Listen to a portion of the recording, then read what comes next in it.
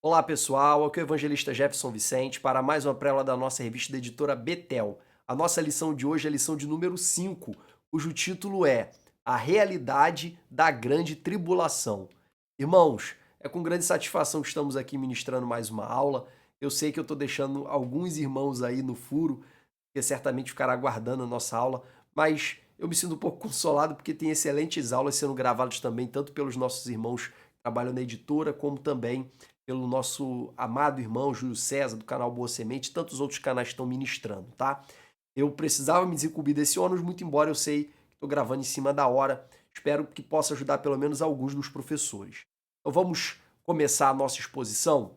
Irmãos, a nossa lição de hoje é uma lição que pode ser muito grande ou pode ser relativamente reduzida, tá? Porque os textos que falam da grande tribulação, nos detalhes, estão descritos lá no livro de Apocalipse.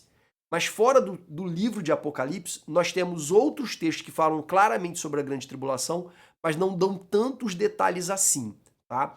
Hoje nós vamos focar nos textos que não dão tanto detalhes assim, senão a gente vai ter que entrar em cada um dos selos, em cada uma das trombetas, em cada uma das taças, e aí, de fato, a aula sobre a grande tribulação realmente ficaria muito, mas muito grande, tá? Mas nós vamos aqui entrar nos principais textos que fazem a gente identificar na Bíblia o que é a grande tribulação. Então vamos começar lembrando para os irmãos que quando a gente fala de Apocalipse, a gente não pode deixar de falar de Daniel.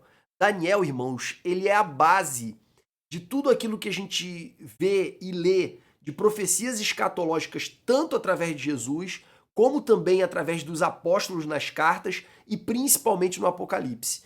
Todas essas profecias, por exemplo, Mateus 24, 2 Tessalonicenses capítulo 2, Apocalipse capítulo 6 ao 19, que fala acerca dos detalhes aí da grande tribulação, tudo isso tem como base o livro de Daniel.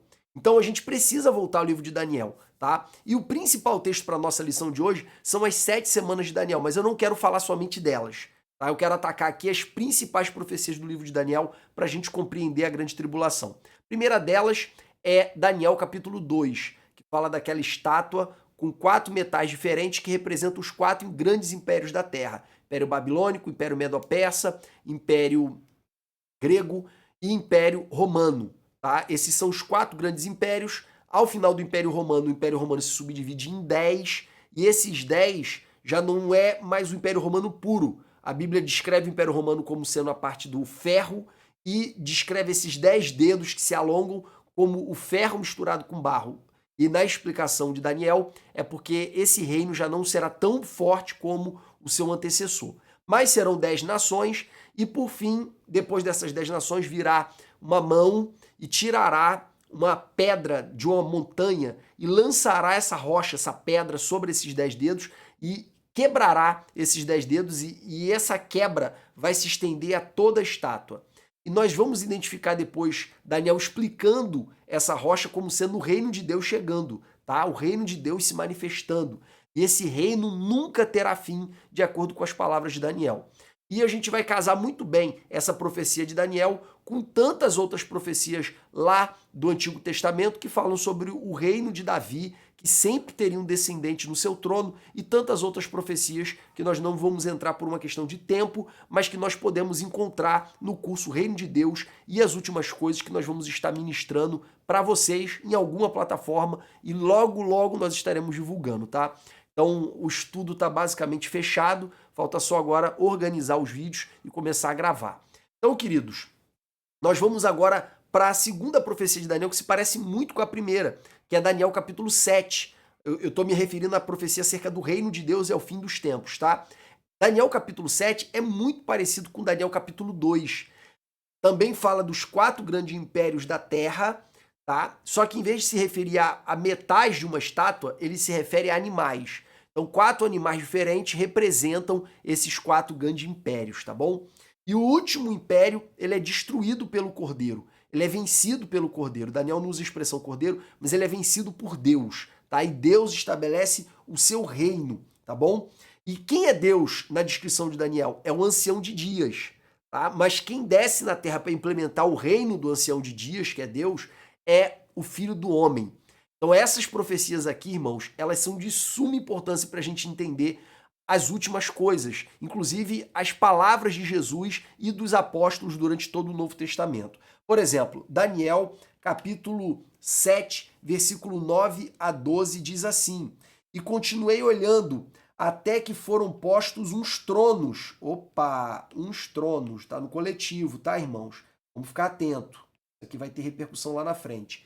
E o ancião de dias se assentou, e sua veste era branca como a neve, e o cabelo da sua cabeça como a limpa lã. E o seu trono chamas de fogo, e ao redor dele fogo ardente. Um rio de fogo manava e saía de diante dele. Milhares e milhares o serviam, e milhões estavam diante dele. E assentou-se o juízo, e abriram-se os livros. Isso aqui você vai encontrar lá no livro de Apocalipse, no juízo final, lá no livro de Apocalipse, capítulo 20, tá? Deus se assentando no grande trono branco para julgar todos os homens da terra. E aqui a gente sabe que a igreja não vai participar desse julgamento, porque ela participa de outro julgamento, que é do tribunal de Cristo, e não convém falar dele agora, tá? Então estive olhando por causa da voz das grandes palavras que provinha da ponta. Estive olhando até que o animal foi morto. Aqui está falando do animal que representa o Império Romano, tá? E se prolonga na história através daqueles 10 dedos vistos na estátua, tá bom? E o seu corpo desfeito entregue para ser queimado pelo fogo. E quanto aos outros animais, os outros 3, foi-lhes tirado o domínio, todavia foi-lhe dado prolongação de vida até um certo espaço de tempo. Aqui está falando dos impérios humanos, eles foram prolongados até um certo espaço de tempo, que é a segunda vinda de Cristo, tá? E aí, a partir do versículo 13, a gente encontra falando acerca do Filho do Homem, que é a pessoa que vai implementar esse reino aqui na Terra. E eu estava olhando nas minhas visões da noite, eis que vinha nas nuvens. Repare essa expressão, irmãos, nas nuvens. Você vai encontrá-la várias vezes no Novo Testamento. Nas nuvens do céu, um como o Filho do Homem. Ah, então é daqui que Jesus extrai aquela denominação que ele aplicava a si próprio. Jesus se chamava de Filho do Homem. Nós encontramos essa expressão no Antigo Testamento através, por exemplo, da boca do profeta Ezequiel, pelo menos Deus falando com Ezequiel: põe-te de pé, filho do homem, que eu falarei contigo. Só que a imagem que Jesus tenta resgatar, que era muito pouco utilizada, ou muito pouco atribuída ao Messias naqueles dias dele na terra, é a imagem do filho do homem, esse Messias escatológico, tá? Que não era muito designado por essa expressão filho do homem, mas Jesus se apropria dela para se identificar como aquele que estava vindo implementar o reino de Deus, tá? Então, ó, vim nas nuvens, um como filho do homem, e dirigiu-se ao ancião de dias, que é o Pai, e fizeram-lhe chegar até ele, e foi-lhe dado o domínio. Olha só, foi-lhe dado o domínio e a honra e o reino, para que todos os povos, nações e línguas o servissem, e o seu domínio é um domínio eterno. Mesma expressão que Deus utilizou para se referir à descendência de Davi sobre um trono, um reino eterno, tá? Que não passará, e o seu reino, o único que não será destruído. É um reino eterno. Uma vez que ele foi implementado, ele nunca mais vai acabar, tá bom? E aí vem a interpretação dos sonhos. E estes grandes animais, que são quatro reis que se levantarão da terra. E aqui, claro, estamos falando daqueles grandes protagonistas dos 4 impérios, porque o contexto explica claramente que se refere aos 4 impérios, tá bom? E aí, irmãos, vem o versículo 19 a 21, tá? Que fala especificamente do anticristo, que é uma manifestação aí no finalzinho do último império, tá bom? Então tive desejo de conhecer a verdade a respeito do 4º animal, que representa o Império Romano, ou pelo menos a prolongação aí do Império Romano, tá? Que era diferente de todos os outros, muito terrível, cujos dentes eram de ferro e a unha de metal, que devorava, fazia em pedaços e pisava aos pés o que sobrava, quer dizer, destruía tudo. E também das 10 pontas que tinha na cabeça. Tá vendo?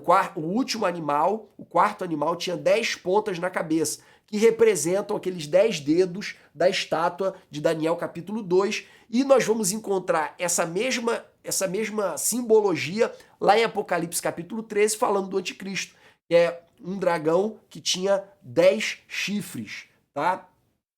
E ele tinha 10 chifres,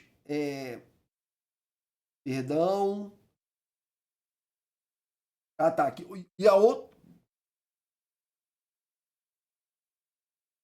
E também as 10 pontas que tinham na cabeça, e a outra que subia, de diante da qual caíam 3, Você vai ver isso também lá no livro de Apocalipse, tá? Eram 10 chifres, e aí do meio desses 10 surge uma ponta e 3 desses chifres caem. Então fica 8 chifres, um proeminente. Esse um que fez com que 3 caísse, ele fica proeminente, e ao seu redor mais 7, tá bom? Daquela ponta, digo, que tinha olhos, está falando dessa ponta proeminente que surgiu, e uma boca que falava grandiosamente, e cuja aparência era mais firme do que a das suas companheiras. Quer dizer, essa pequena ponta que anulou, neutralizou ou repeliu 3, e se eram 10 menos 3 fica 7, mas essa uma que surgiu ficam 8, tá? E eu olhava, e eis que essa ponta fazia guerra contra os santos e o vencia. Aqui está se referindo ao anticristo, conforme nós veremos lá em Apocalipse capítulo 13, tá bom? Paulo também vai falar do anticristo lá em 2 Tessalonicenses capítulo 2, tá? Olha como é que Paulo descreve o anticristo. Ninguém de maneira alguma vos engane, porque não será assim sem que venha a apostasia e se manifeste o homem do pecado, o filho da perdição. Paulo está falando explicitamente aqui do anticristo, tá? O qual se opõe e se levanta contra tudo aquilo que se chama Deus e se adora, de sorte que se assentará como Deus no templo de Deus. Se assentará como Deus no templo de Deus. Lá mais na frente a gente vai ouvir falar sobre a abominação desoladora. Paulo identifica essa abominação desoladora como o anticristo se assentando no templo de Deus, se fazendo passar por Deus, tá? Então, para Paulo, a abominação desoladora é esse ato de blasfêmia que vai acontecer durante o período aí da grande tribulação, conforme ficará mais claro quando nós lermos aí a profecia das 7 semanas de Daniel, das 70 semanas de Daniel, que está logo na sequência, tá bom, irmãos? Então, continuando aqui, ele vai se assentar no templo de Deus querendo parecer Deus. Ele vai reivindicar a adoração como se ele fosse um Deus. Lá em Apocalipse, nós vamos ver que essa reivindicação de adoração, ela vai ser muito baseada num grande fato que vai acontecer e vai deixar toda a humanidade perplexa. Ele vai receber uma ferida como uma ferida de morte e vai meio que ressuscitar. Tá? O anticristo ele vai tentar copiar Jesus. E o falso profeta vai fazer sinais e prodígios e vai induzir toda a população da terra a adorar a besta, a adorar o anticristo. Tá? Isso tudo a gente encontra lá no livro de Apocalipse. Continuando, e vos lembrareis de que estas coisas vos dizia quando ele estava convosco? E agora vós sabeis o que o detém. Essa expressão que o detém eu falei na lição de número 4, eu li 13 comentários bíblicos, ou 14, melhor dizendo, e 5 desses 13 seguem a interpretação mais antiga, que você encontra, por exemplo, em Tertuliano, em outros pais apostólicos, que diz que esse que o detém é o Império Romano, porque convém que o Império Romano seja afastado para que o anticristo tenha sua vez, certo? Nesses 10 dedos aí que são a prolongação do Império Romano, mas já não é mais o próprio Império Romano, tá bom? E nós encontramos também a interpretação nesse sentido, porque mais à frente Paulo vai falar do anticristo como aquele que carrega o mistério da anomia, ou mistério da não lei. Nomos do grego vem é onde a gente extrai a palavra normas, tá? Ou leis. Então a anomia é sem lei. Então ou ele é aquele que combate a Torá, combate a lei do Senhor entre os judeus, ou ele é aquele que tenta se apropriar ou governar a partir da desordem. E como o Império Romano era o império da lei e da ordem, toda essa estrutura de Estado democrático de direito que você tem no Ocidente, e que também tem em alguma medida no Oriente também, em que o império da lei impede algumas arbitrariedades, esse império da lei vai acabar e aí sim vai imperar exclusivamente o arbítrio desse homem do pecado que é o anticristo, tá? Essa interpretação histórica mais forte, mas mais recentemente a gente vai encontrar também pessoas interpretando que é o próprio Deus que usa um anjo para reter o anticristo, conforme a gente encontra paralelos dentro do próprio livro de Apocalipse 2 vezes, tá? De anjos que têm chaves que trancam demônios, trancam anjos caídos, tá bom? E nós vamos encontrar também a interpretação dispensacionalista, que vai dizer que esse que o detém ou é a igreja ou é o Espírito Santo, tá? Para que a seu próprio tempo seja manifesto. Porque já o mistério da injustiça, aqui a nossa tradução, irmãos, mistério da injustiça, é mistério da anomia, tá? É mistério da iniquidade em outras traduções. Mas ao pé da letra é o mistério da ausência da lei, tá bom? Opera.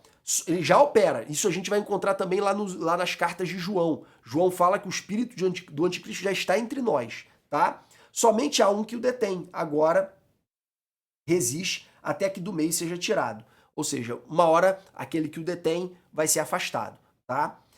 Os comentaristas que apontam que é o Império Romano também sustentam que Paulo usou essa linguagem enigmática justamente por se referir ao Império Romano.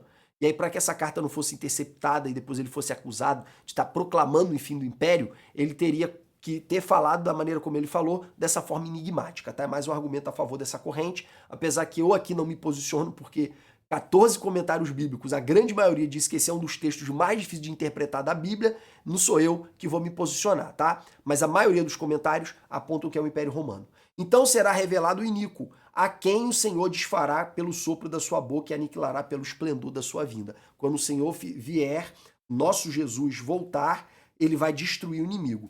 E essa cuja vinda é segundo a eficácia de Satanás, com poderes, sinais e prodígios e mentira. Quer dizer, ele vai vir com poder, sinais, prodígios e mentira. Ele vai fazer sinais visíveis, tá? E a gente vai aprender lá no livro de Apocalipse que esses sinais vão ser feitos principalmente pelo falso profeta, que vai fazer esses sinais falsos, especialmente a ressurreição aí do anticristo, e vai levar o povo a adorar o anticristo, tá bom? E aí vem Apocalipse 13, que é o texto que fala sobre o anticristo. Eu não vou ler, irmãos, porque já está disponível aqui para vocês, eu já falei superficialmente, leiam, tá? Vocês precisam ler esse texto, tá bom? O que ele vai dizer aqui que eu quero destacar é simplesmente acerca do concerto que ele vai fazer com o povo de Israel, que vai durar 3 anos e meio, e depois desses 3 anos e meio ele vai violar esse concerto e vai atacar Israel, tá bom? Depois leiam Apocalipse capítulo 13, que é uma leitura com essas explicações que eu já ministrei aqui, é uma leitura que vai ficar fácil para vocês e você precisa dominar esse conteúdo, tá bom?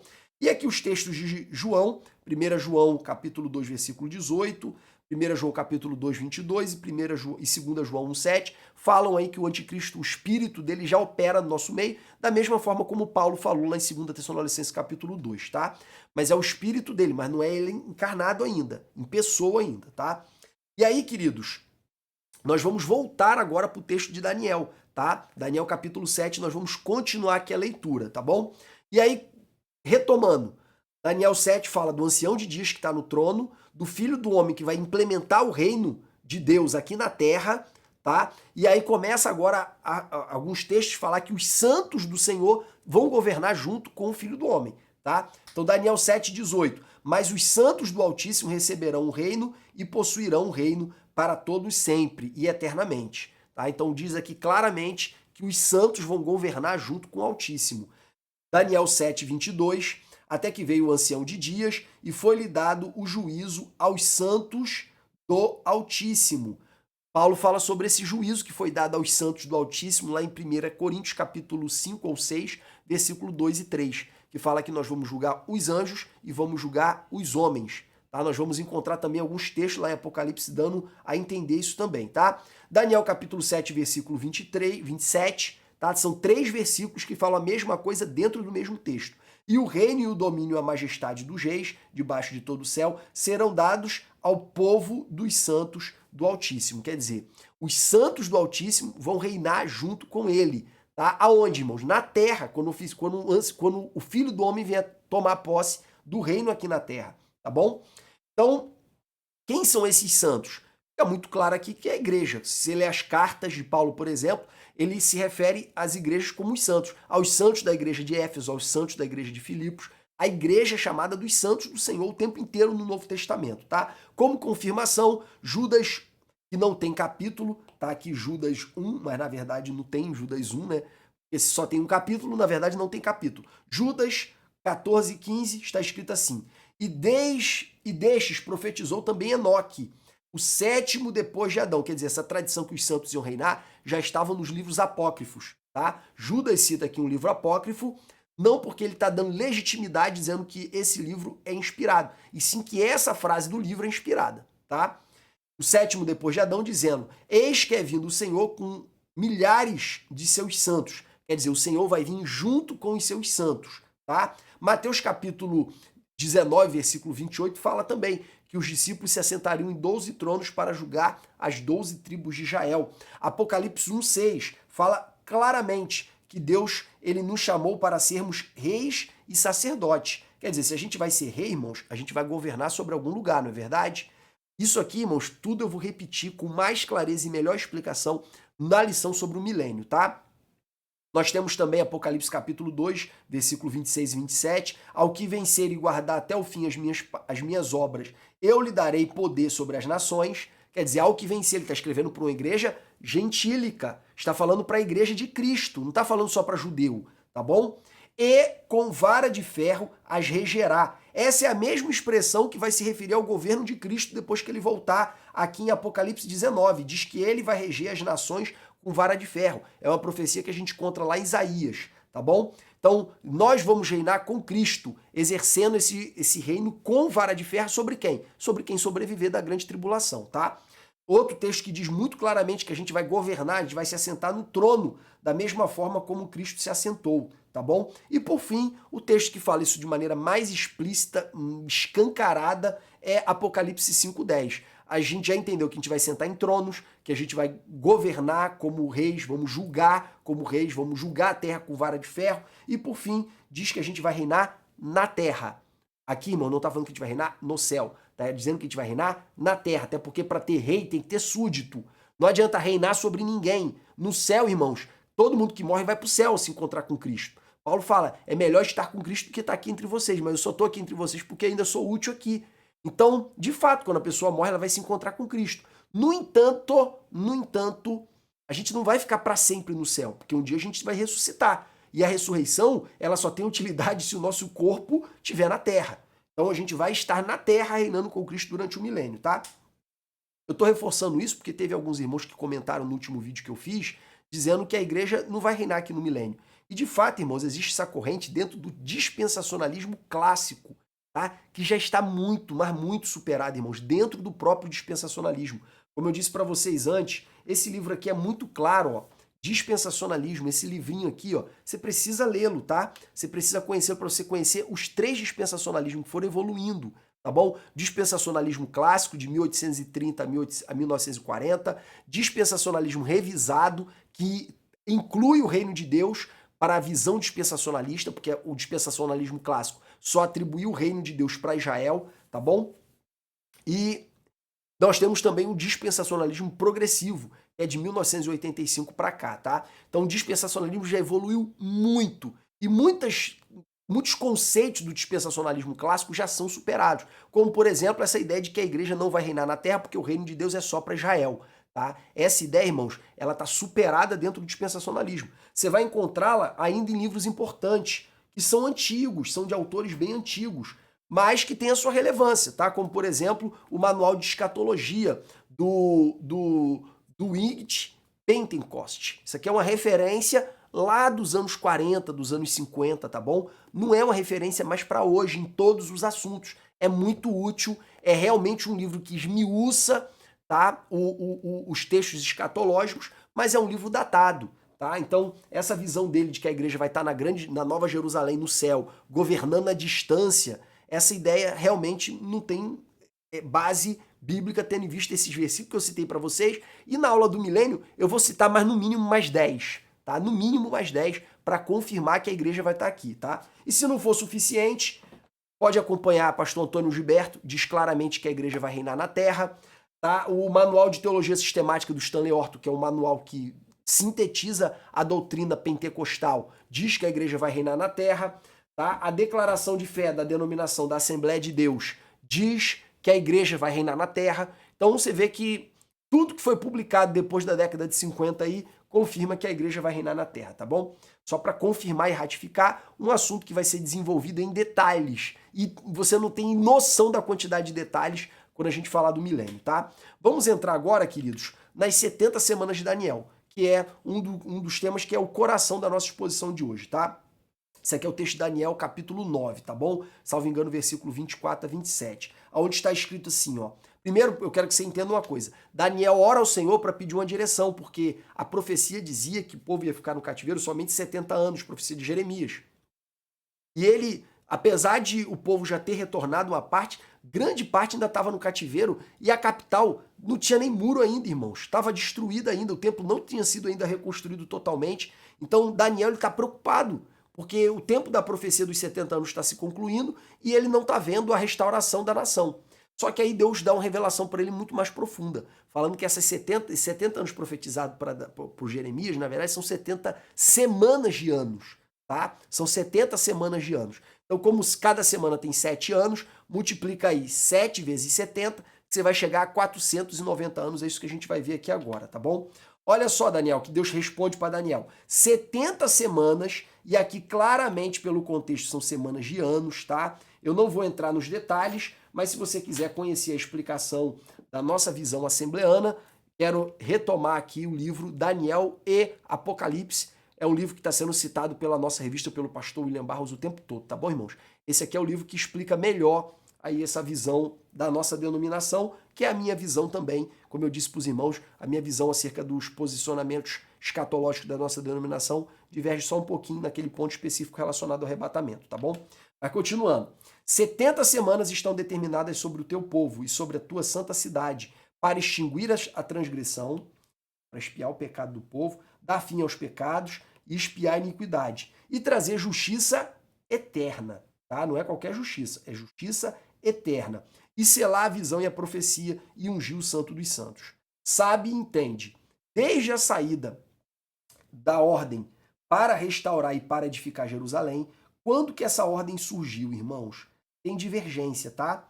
Tem divergência. Aqui, a ordem para Neemias aconteceu em 445, tá bom, queridos? Irmãos, olha só, isso vai interferir na contagem, tá? Olha só. Aqui tá a linha do tempo, tá? Aqui tá a linha do tempo. Isso aqui eu preciso que você entenda com clareza. Aqui tá a linha do tempo. Se você considerar que a ordem de restauração aconteceu em 539, um decreto de Ciro, e você somar 483, vamos botar 490?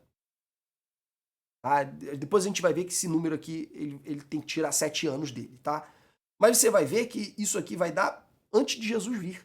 E conforme a leitura aqui, você vai ver que essa contagem está se referindo à vinda do Messias, tá? Então não pode ser, por exemplo, o édito de libertação de Ciro.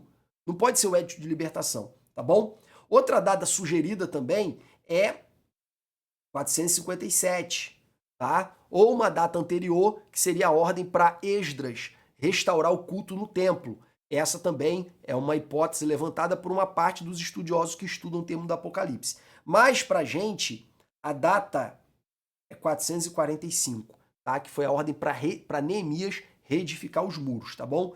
Então, a depender da data que você escolhe, como essa data de restauração, vai interferir na contagem, tá? Então vai interferir aqui na contagem, tá bom? Eu estou mostrando isso para vocês porque eu vou explicar depois essa contagem, mas eu já quero que você entenda qual que a gente está considerando. Nós estamos considerando 445, tá bom? As outras duas datas a gente ignora, tá? Voltando aqui para o texto. Voltando aqui para o texto.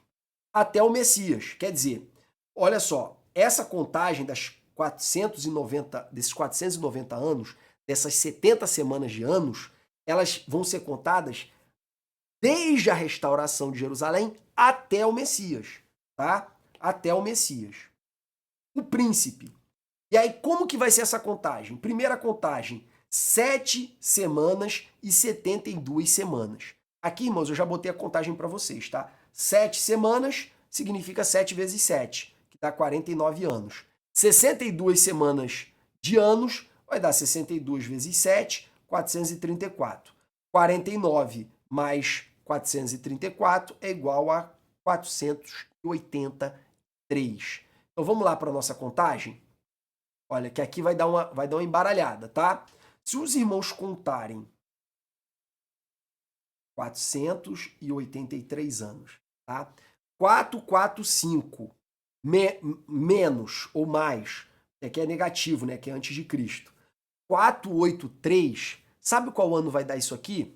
Basta fazer um cálculo simples na calculadora, ó. 445, 483.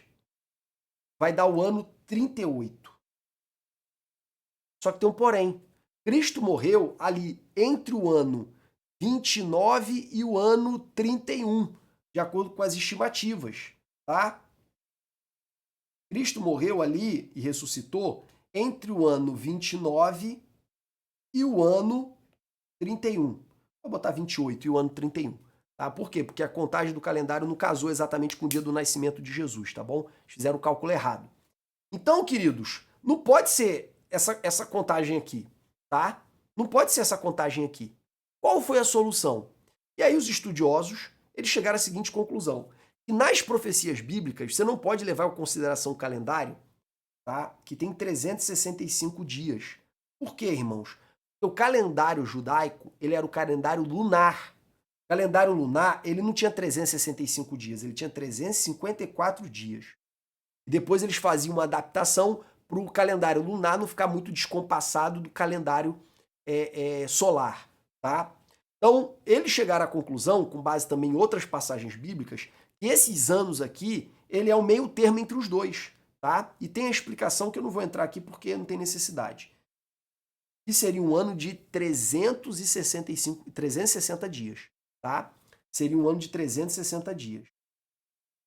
Então, nem seria um ano de 365, nem de 354, tá? Seria um ano intermediário, que é a contagem do tempo naquele período.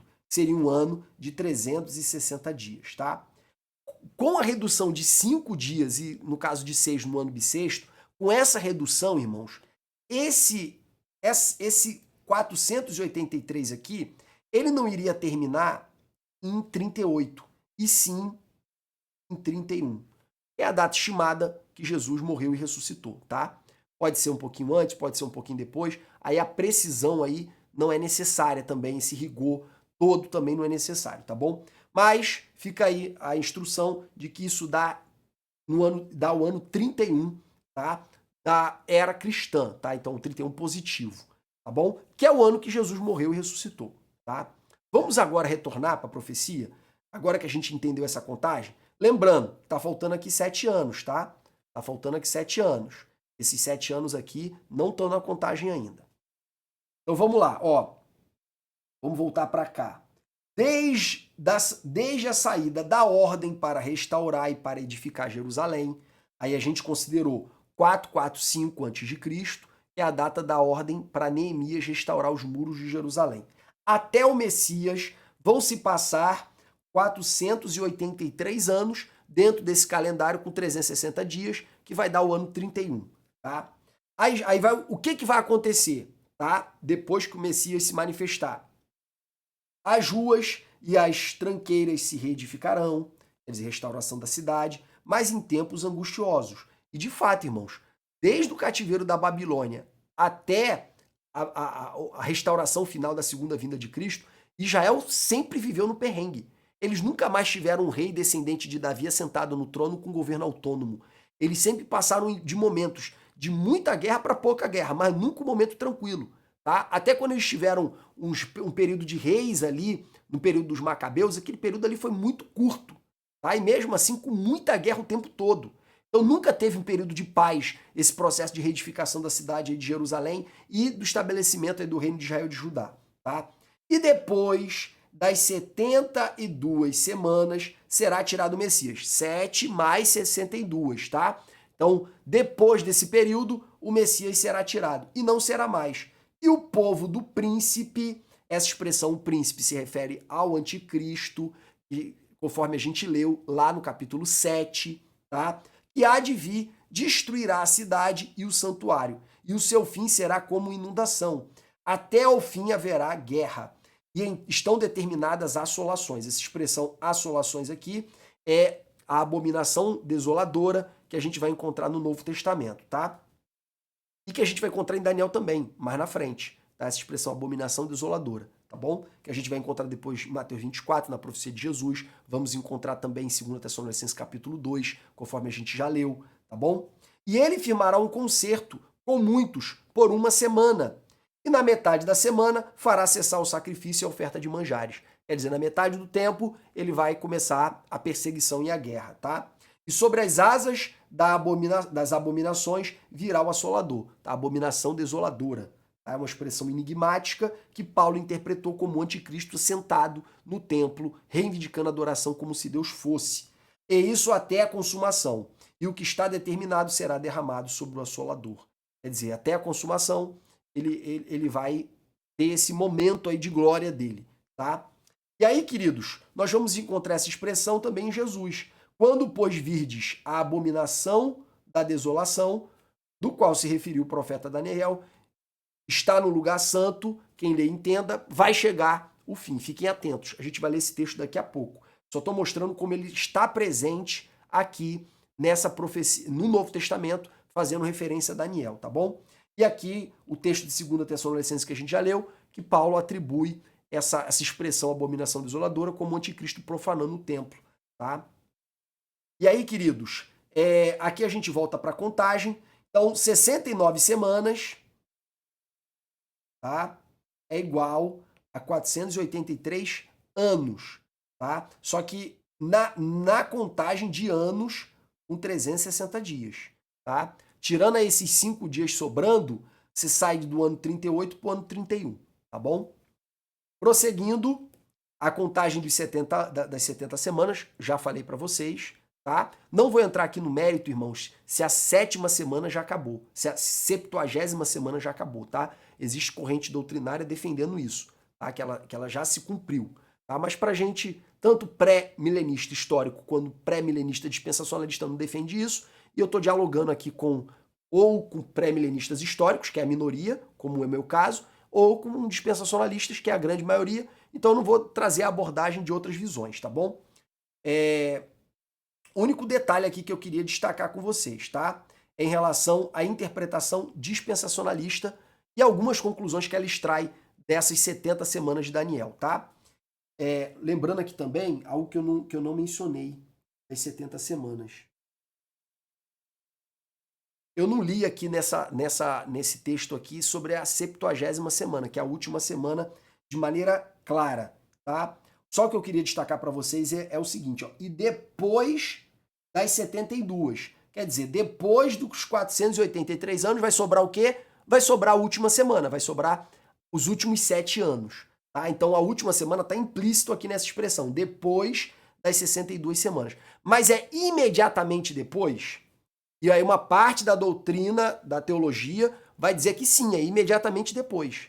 E a outra parte vai dizer não, não é imediatamente depois, tá?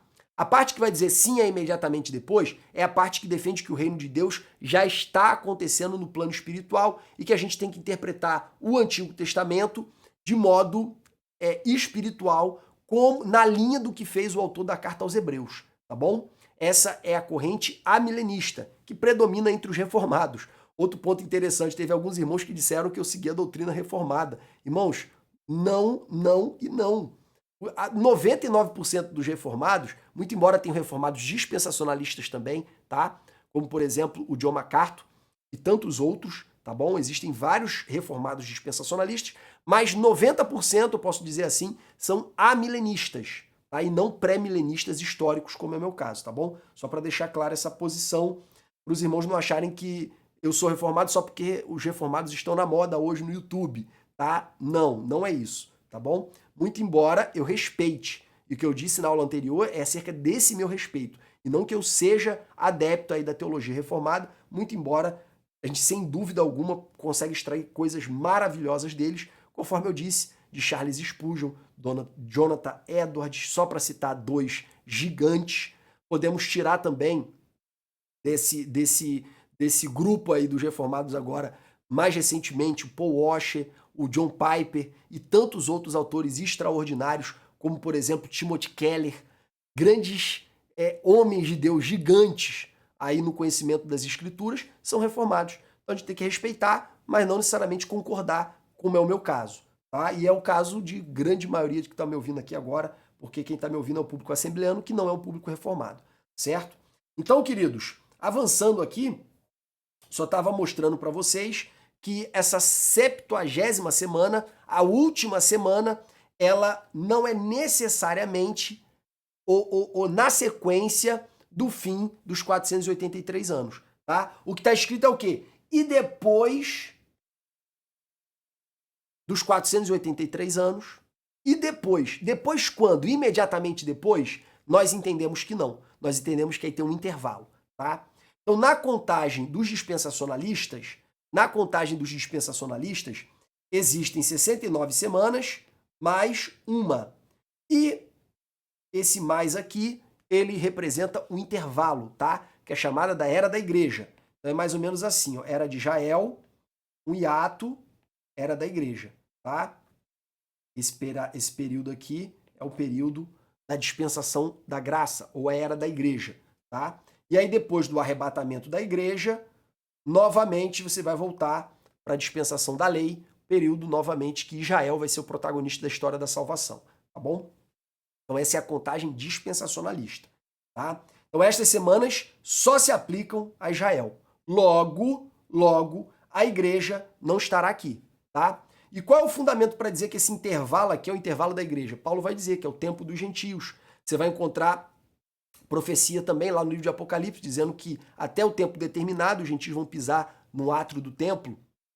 Então você vai encontrar essas profecias aí que vão ser juntadas para definir que esse período que a gente está vivendo é o período da igreja, tá? O período dos gentios também, conforme outros autores, tá? Então logo a igreja não poderá estar na 70ª semana, porque ela foi destinada para Israel. Esse é o argumento dispensacionalista, tá? Que é o argumento que predomina dentro da nossa denominação. Como que a contagem é feita entre os pré-milenistas históricos? Lembrando que os dispensacionalistas também são pré-milenistas, tá? O dispensacionalismo saiu do pré-milenismo, tá bom? Do pré-milenismo histórico. Como é que é a contagem? A contagem é igual. 69, intervalo, mais uma. Esse intervalo é o período dos gentios. Até aí, nenhuma mudança, tá bom? Qual é a diferença do dispensacionalismo do pré-milenismo histórico para o dispensacionalismo, então? Se a contagem é igual e de ambos consideram esse período de intervalo como o período dos gentios ou o período da igreja. Por quê, irmãos? O fato de a 70ª semana dizer respeito a Israel, conforme está escrito aqui na profecia, ó, tá claro. Essa profecia diz respeito a Israel, ó, sobre o teu povo e sobre a tua santa cidade. Então a profecia que tem como protagonista a nação de Israel. Isso aí é indiscutível, tá bom? Então, isso não está em debate, tá? Isso não está em debate, tá? O que está em debate aqui dentro do pré-milenismo histórico é o seguinte: Israel será o povo protagonista. Concordo. Esse período entre a 79ª, entre a 69ª e a 70ª é o período da igreja, o período dos gentios? Concordo, tá? Então, o protagonismo vai ser de Israel na grande tribulação, no sentido da história da salvação, a gente está tudo de acordo. Problema nenhum, tá? Qual é a objeção do pré-milenismo histórico? O pré-milenismo histórico só diz o seguinte: ora, no período que Israel era protagonista lá nas 69 semanas, os gentios não estavam no mundo? Por que no período que Israel vai ser protagonista, os gentios não podem estar no mundo? Ou pelo menos os gentios cristãos não podem estar no mundo? Será que isso não é forçar o texto a dizer alguma coisa que ele não está dizendo? Só o fato de você dizer que protagonismo é de Israel significa que protagonismo, irmãos, é acerca do que está acontecendo no mundo, tá? O fato de você dizer que o protagonismo do que está acontecendo, dos fatos que estão acontecendo no mundo, ser de Israel, o destaque nos noticiários será de Israel, isso gera a conclusão garantida de que a igreja não pode estar aqui? O texto está falando isso? Irmão, se o texto não está falando, como é que eu vou forçar o texto a dizer o que ele não está dizendo? Tá? Outro ponto. Em nenhum momento o texto fala de duas voltas de Jesus, uma secreta, outra visível. Em nenhum momento o texto fala explicitamente que vai ter algum grupo que não vai participar desse período. Em nenhum momento o texto fala de um arrebatamento antes desse período. O texto não fala nada disso. Isso é uma conclusão que os dispensacionalistas chegam, mas não com base no que está no texto, base em inferências. Tá? Vamos avançando. Só para deixar claro que o texto das 70 semanas não fala nada de arrebatamento. Não fala nada que os gentios não vão estar. Não fala nada de vinda secreta do Filho do Homem. Não fala nada disso. Tá? Pelo contrário, o livro de Daniel só fala de uma vinda visível. E só de uma. A gente vai descobrir que é duas depois que Jesus veio. Tá? E três. Três não tem um texto dizendo que vai ter três. Só tem texto dizendo que serão duas. Tá? Mas vamos continuar. Vamos agora para o texto de Jesus. Jesus também tem uma longa explanação sobre o período da grande tribulação, tá? Só que Jesus, irmãos, ele desenvolve esse texto de maneira mais sistemática em Mateus capítulo 24. É um texto que você precisa dominar, tá bom? Jesus começa falando acerca da destruição do templo, Vamos lá, Jesus está no Monte das Oliveiras, os discípulos, o Monte das Oliveiras é um monte que fica de frente para o monte do templo. Tá? Se você olhar nas fotos, aquelas fotos que tem o Domo da Rocha, assim, lindo, aquelas fotos lindas de Jerusalém com logo de frente ali para a mesquita ali, que é o Domo da Rocha, aquela cúpula dourada, aquela foto é tirada do Monte das Oliveiras, que é um monte que fica de frente para o Monte do Templo. Então, ó, os discípulos vinham de Betânia, que eles se hospedavam na casa de Marta, Marta, Maria e Lázaro, e eles passavam ali pelo Monte das Oliveiras. Ali eles paravam para orar, para conversar, para Jesus pregar para eles. E num desses momentos, os discípulos comentam da beleza do templo, que eles estão de frente para o templo. E é nessa ocasião que Jesus fala, ó, não vai ficar pedra sobre pedra que não há de ser derribada. Então o templo vai ser destruído. É dito isso expressamente, claramente, tá bom? E aí os discípulos entendem que essa profecia está relacionada ao fim. Então eles perguntam, olha o que está escrito. E estando assentado no Monte das Oliveiras, chegaram eles os discípulos, depois que Jesus falou da destruição do templo, tá? Dizendo, dize-nos, quando será essas coisas e que sinal haverá da tua vinda? Eles estão pedindo um sinal da vinda de Jesus. Repara, eles estão pedindo um sinal. Quer dizer, o que a gente tem que ficar observando para entender que o Senhor está voltando, tá? E o fim do mundo. E Jesus respondendo disse-lhes, acautelai-vos que ninguém vos engane, porque muitos virão em meu nome dizendo, eu sou o Cristo, e enganarão a muitos. Aí Jesus começa a falar aqui dos falsos profetas e dos falsos cristos, que não é para ouvir ninguém, tá? E por que não é para ouvir ninguém, irmãos? Por que não é para ouvir ninguém? Aí Jesus agora vai falar dos sinais dos tempos e de como será a vinda dele, tá bom? Então vamos ver os sinais dos tempos? Esses sinais dos tempos aqui, irmãos, estão descritos a partir do versículo 6 em diante, tá? Que são o período do princípio das dores, tá? Ou os últimos dias. Aqui não se está falando ainda da grande tribulação. E você vai encontrar lá terremoto, maremoto, peste, como Covid, tá? Você vai encontrar vários sinais. E o destaque ali é a expressão, e vocês ouvirão dizer. Quer dizer, no tempo da Bíblia, a notícia para ser espalhada, para ser divulgada, demorava muito, tá? Hoje, a gente sabe o que está acontecendo, por exemplo, lá na Ucrânia em tempo real. Tem pessoa fazendo live lá durante a guerra. A gente vê instantaneamente. Então a comunicação das guerras, rumores de guerra, terremoto, a gente obtém instantaneamente o tempo todo. É só abrir a internet com um clique.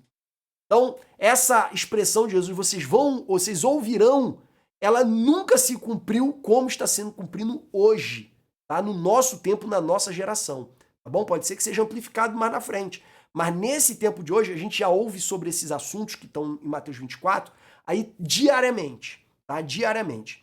Então, Jesus dá todo esse alerta acerca dos últimos dias, que é o princípio das dores, que não é a grande tribulação, tá? Aí no final, a partir do versículo 15, aí ele começa a falando acerca do sinal de que as pessoas já estão dentro da grande tribulação, tá?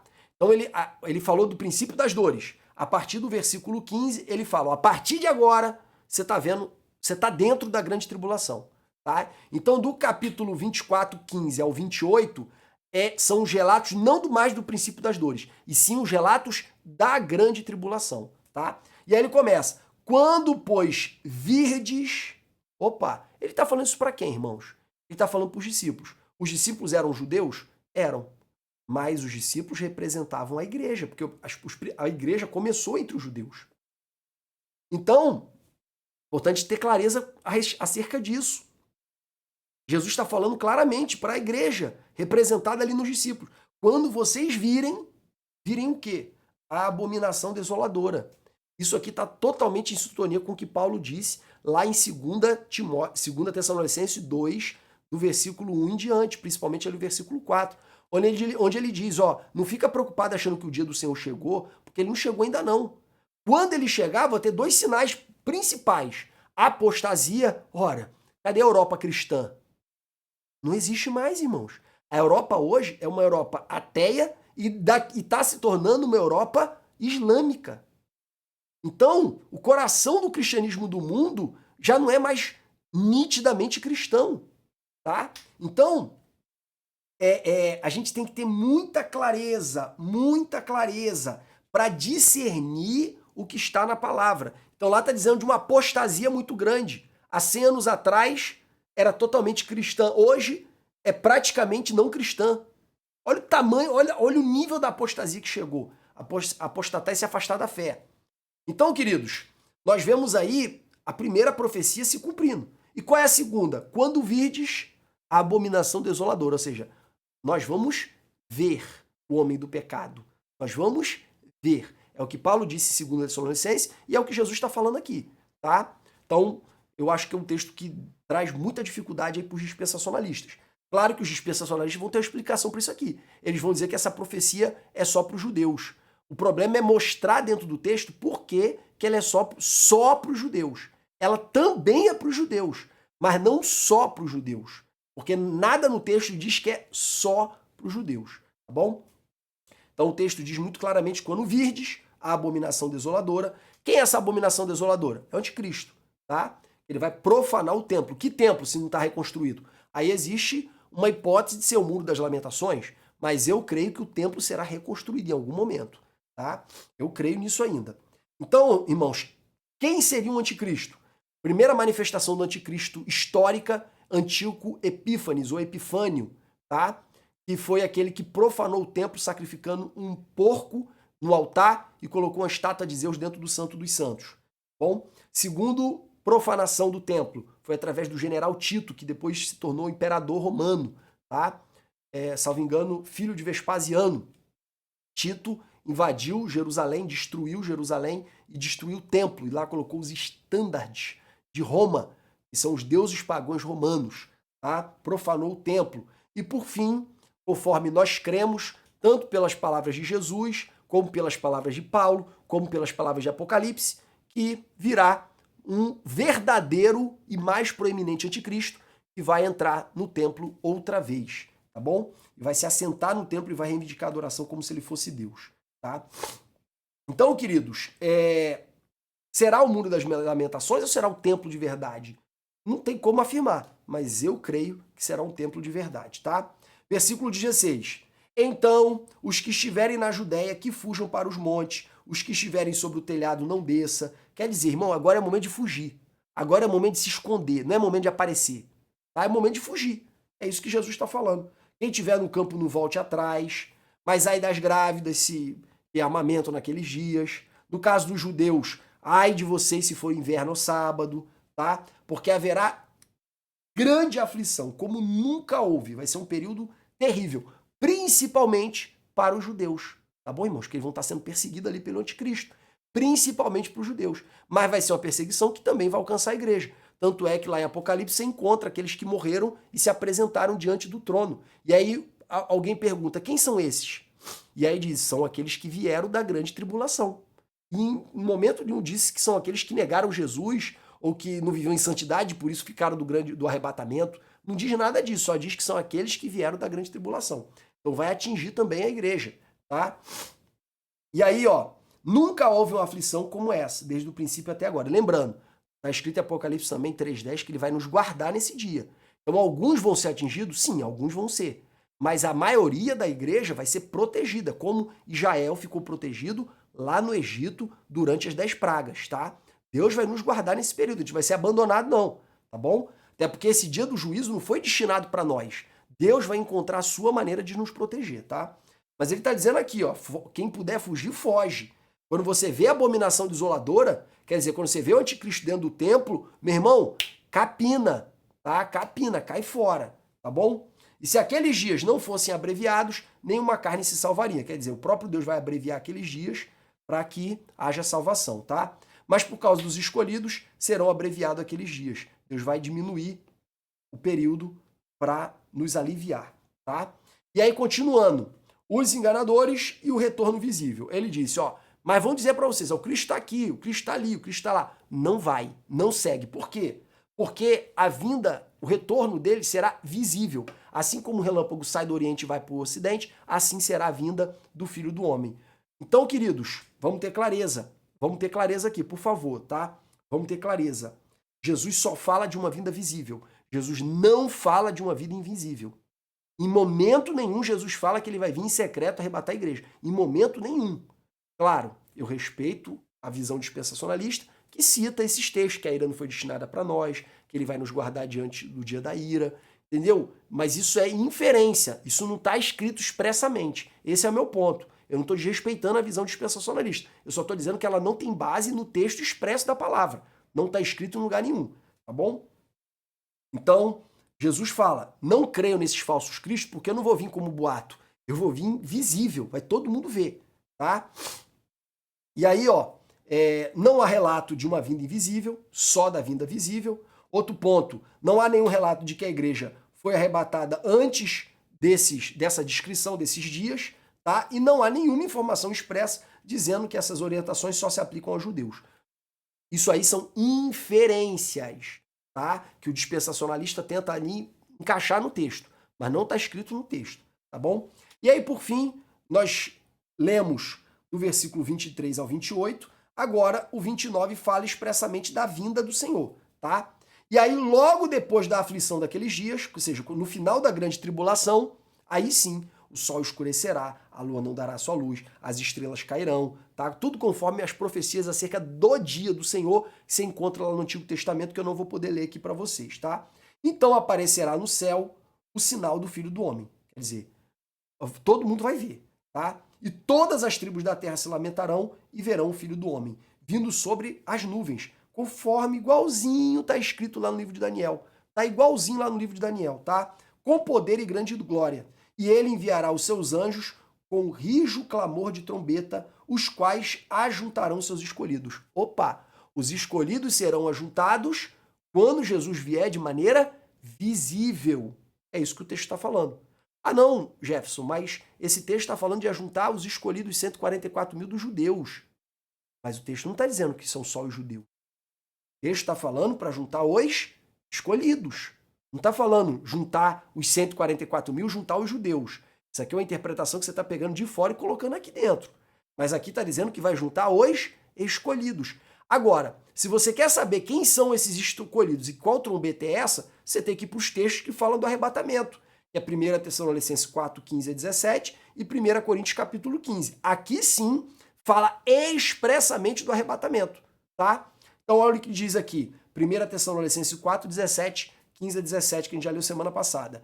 Dizemos-vos, pois, isto pela palavra do Senhor, que nós, os que ficarmos vivos para a vinda, parousia, do Senhor, não predeceremos os que dormem, porque o mesmo Senhor descerá do céu. Olha como é que ele descerá? Com alarido, voz de arcanjo e com trombeta de Deus. O que é alarido? É voz de exército indo para a batalha. Alarido é gritaria, é estrondo, tá? Voz de arcanjo, voz de estrondo, tá? E com trombeta de Deus. Ou seja, irmãos, eu não sei como poderia ser mais claro que isso, tá? E aqui está dizendo claramente da trombeta, tal qual Jesus falou em Mateus 24.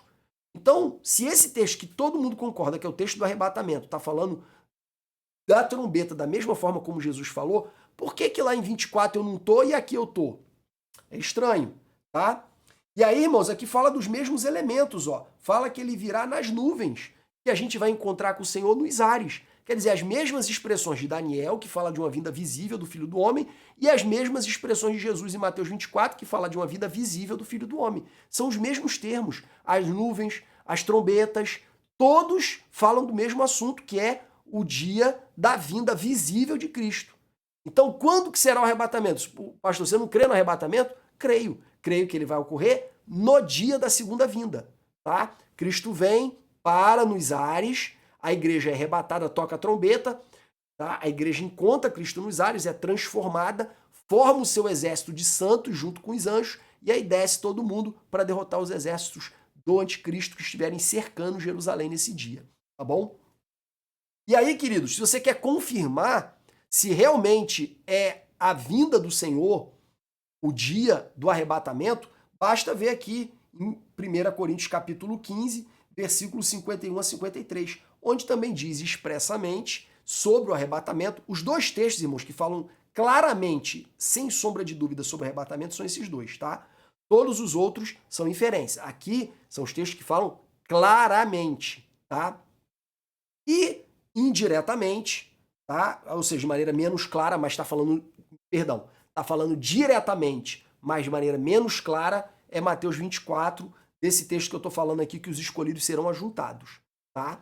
esse texto fala, mas não de maneira tão clara acerca de um arrebatamento. Se ele vai ser ajuntado e vai ser levado para se encontrar com o Senhor nos céus, a gente deduz que isso é um arrebatamento. Mas aqui a gente está vendo o texto que fala isso de maneira expressa, está usando a linguagem arrebatamento, tá? Então, aqui é claro, para mim, claro como cristal. E todos os textos estão falando do mesmo assunto, tá? E aí, para confirmar, fala que vai ser ante a última trombeta. Então, se é a última, não tem como ser no início da grande tribulação.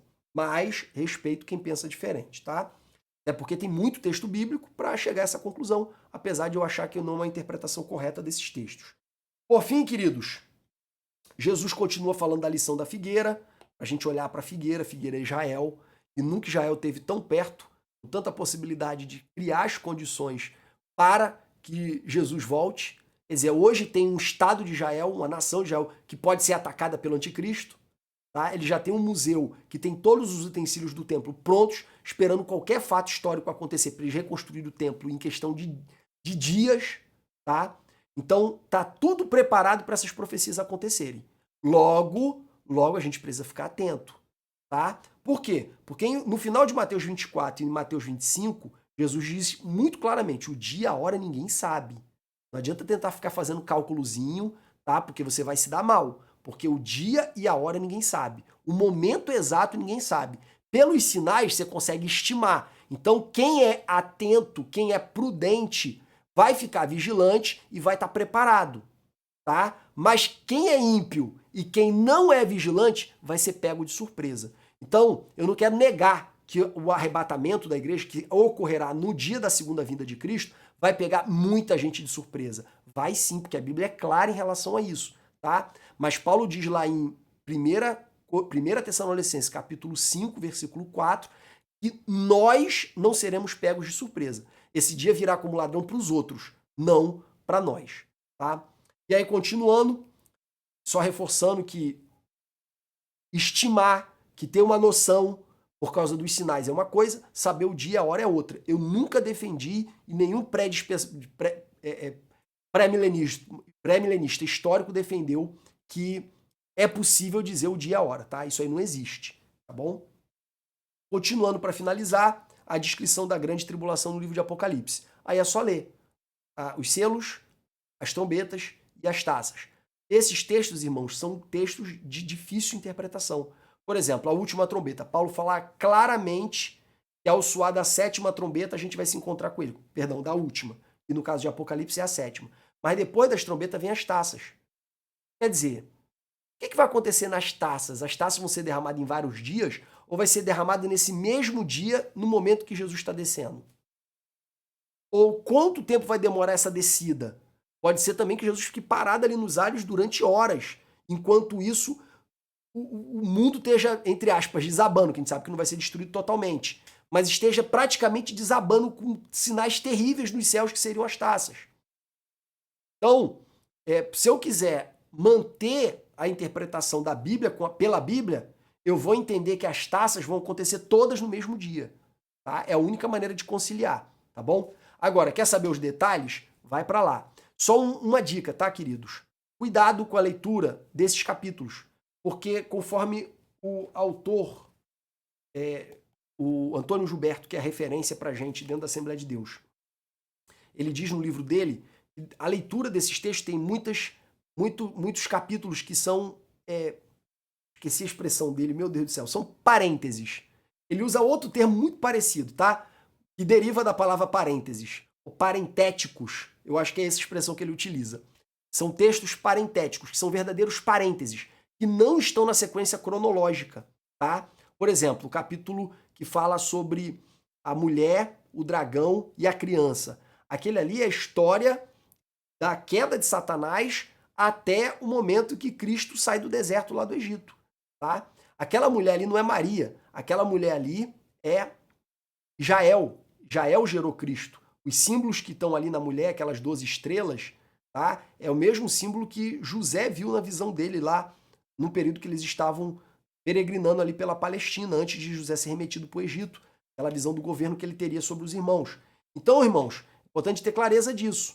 E aqueles textos, tem vários textos ali que são parênteses. Por exemplo, o texto de aclamação da queda da Babilônia. Aquilo ali é um cântico, é uma celebração. Aquilo ali é um parêntese, tá? Não está na sequência exata descrita por João, tá? São parênteses para fazerem louvores, aclamações, cânticos, tá? Então fiquem atentos em relação a essa leitura, tá bom? Se você tiver o acompanhamento de uma Bíblia de estudo, ela vai destacar isso para você. Ó, isso aqui é um parêntese, isso aqui não está na sequência. Tá bom, queridos? Muito obrigado pela atenção de vocês. Desculpa por só estar colocando essa hora. Imagino que pouquíssimas pessoas vão assistir, mas eu creio que ficará para a posteridade. Quem depois estiver estudando o livro de Apocalipse, estiver estudando escatologia, vai ter uma fonte de consulta para se aperfeiçoar no estudo da palavra do Senhor, para estar fazendo a obra do Senhor. Um grande abraço a todos. A paz do Senhor Jesus. Amém.